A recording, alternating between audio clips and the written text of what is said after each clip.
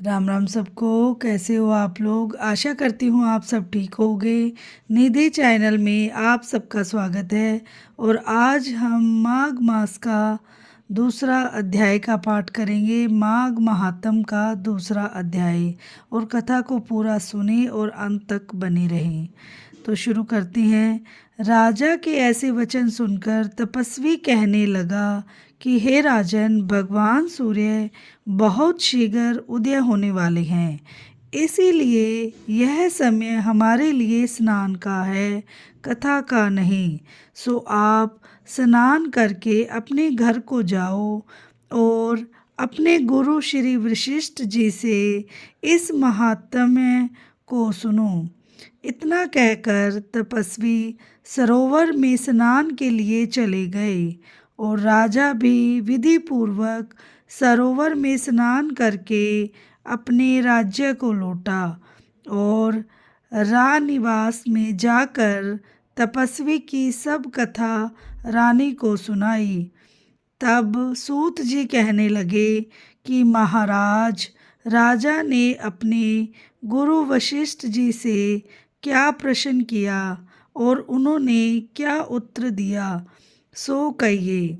व्यास जी कहने लगे, हे सूत जी, राजा दिलीप ने रात्रि को सुख से सोकर प्रातः समय ही अपने गुरु वशिष्ठ जी के पास जाकर उनके चरणों को छूकर प्रणाम करके तपस्वी के बताए हुए प्रश्नों को अति नम्रता से पूछा कि गुरु जी, आपने आचार, दंड, नीति, राज्य, धर्म तथा चारों वर्णों के चारों आश्रमों की क्रियाओं, दान और उनके विधान, यज्ञ और उनकी विधियां, व्रत, उनकी प्रतिष्ठा तथा भगवान विष्णु की आराधना अनेक प्रकार से तथा विस्तार पूर्वक मुझको बतलाई।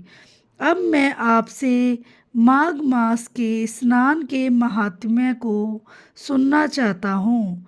सो हे तपोधन, नियम पूर्वक इसकी विधि समझाइए।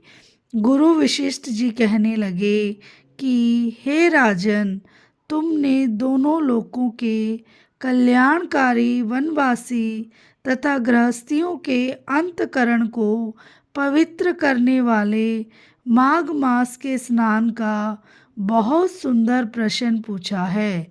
मकर संक्रांति से सूर्य के आने पर माघ मास में स्नान का फल गो, भूमि, तिल, वस्त्र, स्वर्ण, अन्न, घोड़ा आदि दोनों तथा चंद्रायण और ब्रह्मा कोर्च व्रत आदि से भी अधिक होता है।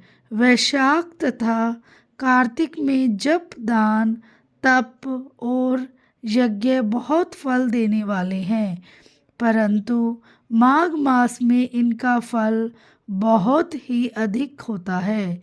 माघ मास में स्नान करने वाला पुरुष राजा और मुक्ति के मार्ग को जानने वाला होता है। दिव्य दृष्टि वाले महात्माओं ने कहा है कि जो मनुष्य माघ मास में सकाम या भगवान के निमित्त नियम पूर्वक माघ मास में स्नान करता है, वह अनंत फल वाला होता है। उसको शरीर की शुद्धि, प्रीति, ऐश्वर्य तथा चारों प्रकार के फलों की प्राप्ति होती है। अदिति ने 12 वर्ष तक मकर संक्रांति में अन्न त्याग कर स्नान किया। इससे तीनों लोकों को उज्जवल करने वाले 12 पुत्र उत्पन्न हुए। माघ में स्नान करने से ही रोहिणी, सुभगा, अरुंधति दानशीलता हुई और इंद्राणी के समान रूपवती होकर प्रसिद्ध हुई। जो माघ मास में स्नान करते हैं तथा देवताओं के पूजन में तत्पर रहते हैं, उनको सुंदर स्थान, हाथी और घोड़ों की सवारी तथा दान को द्रव्य प्राप्त होता है। अतिथियों से उनका घर भरा रहता है और उनके घर में सदा वेद ध्वनि होती रहती है। वह मनुष्य धन्य है जो माघ मास में स्नान करते हैं, दान देते हैं तथा व्रत और नियमों का पालन करते हैं और दूसरों के पुण्य के क्षीण होने से मनुष्य स्वर्ग में वापस आ जाता है। परंतु जो मनुष्य माघ मास में स्नान करता है वह कभी स्वर्ग से वापस नहीं आता। इससे बढ़कर कोई नियम, तप, दान पवित्र और पाप नाशक नहीं है। भृगु जी ने मणि पर्वत पर विद्याधरों को यह सुनाया था। तब राजा ने कहा कि ब्राह्मण भृगु ऋषि ने कब मणि पर्वत पर विद्याधरों का उपदेश दिया था, सो बताइए।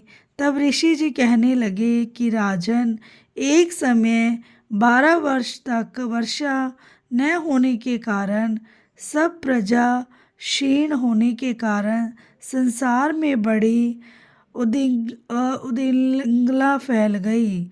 हिमाचल और विंध्याचल पर्वत के मध्य का देश निर्जन होने के कारण श्राद्ध, तप तथा स्वाध्याय सब कुछ छूट गए। सारा लोक विपत्तियों में फंसकर प्रजाहीन हो गया।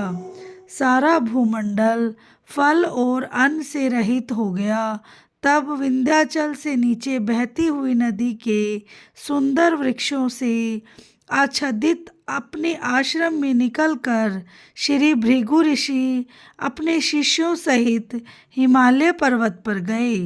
इस पर्वत की चोटी नीली, नीचे का हिस्सा सुनहरी होने से सारा पर्वत पीतांबरधारी श्री भगवान के सदृश होने वाला हो गया और पर्वत के बीच का भाग नीला और बीच बीच में कहीं कहीं सफ़ेद स्फटिक होने से तारों से युक्त आकाश जैसी शोभा को प्राप्त होता था। रात्रि के समय वह पर्वत दीपकों की तरह चमकती हुई दिव्य औषधियों से पूरित किसी महल की शोभा को प्राप्त होता था। वह पर्वत शिखाओं पर बांसुरी बजाती और सुंदर गीत गाती हुई किन्नरियों तथा केले के पत्तों की पताकाओं से अत्यंत शोभा को प्राप्त हो रहा था। वह पर्वत नीलम, पन्ना, पुखराज तथा इसकी चोटी से निकलती हुई रंग बिरंगी किरणों से इंद्रधनुष के समान प्रतीत होता था। स्वर्ण आदि सब धातुओं से तथा चमकते हुए रत्नों से चारों ओर फैली हुई अग्नि ज्वाला तथा शोभ्यमान था। इसके कंदराओं में काम पीड़ित विद्याधारी अपने पतियों के साथ आकर रमण करती हैं और गुफाओं में ऐसे ऋषि मुनि जिन्होंने संसार के सब कलेशों को जीत लिया है, रात दिन ब्रह्म का ध्यान करते हैं और कई एक हाथ में रुद्राक्ष की माला लिए हुए शिव की आराधना में लगे हुए पर्वत के नीचे भागों में जंगली हाथी अपने बच्चों के साथ खेल रही हैं तथा कस्तूरी वाले रंग बिरंगे मृगों के झुंड इधर उधर भाग रहे हैं। यह पर्वत सदा राजहंस तथा मोरों से भरा रहता है, इसी कारण इसको हेमकुंड कहते हैं। यहाँ पर सदैव ही देवता, गुहार और अप्सरा निवास करते हैं। बोलो श्री विष्णु भगवान की जय हो, राधा माता की जय हो, लक्ष्मी माता की जय हो। और आशा करती हूँ आपको दूसरा अध्याय पसंद आया होगा और वीडियो को लाइक, चैनल को सब्सक्राइब करना ना भूलें जो भी चैनल पे नए हैं, और बेल आइकन को ज़रूर प्रेस करें ताकि मेरी वीडियो की नोटिफिकेशन आपके पास जल्दी जल्दी पहुंच जाए।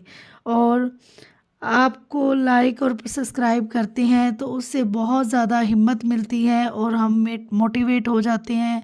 और जो लोग वीडियो को पूरा देखते हैं और कमेंट करते हैं तो उनका बहुत बहुत धन्यवाद। और थोड़ा सा कीर्तन करते हैं।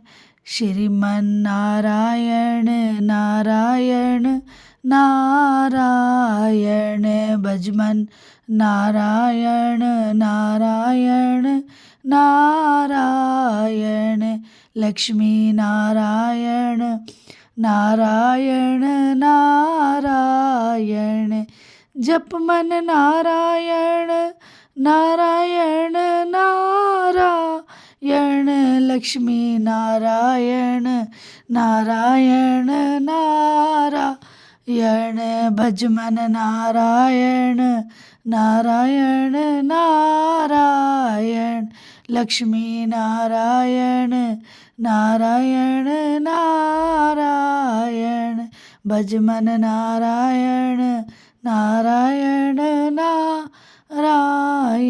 बोलो श्री विष्णु भगवान की जय हो।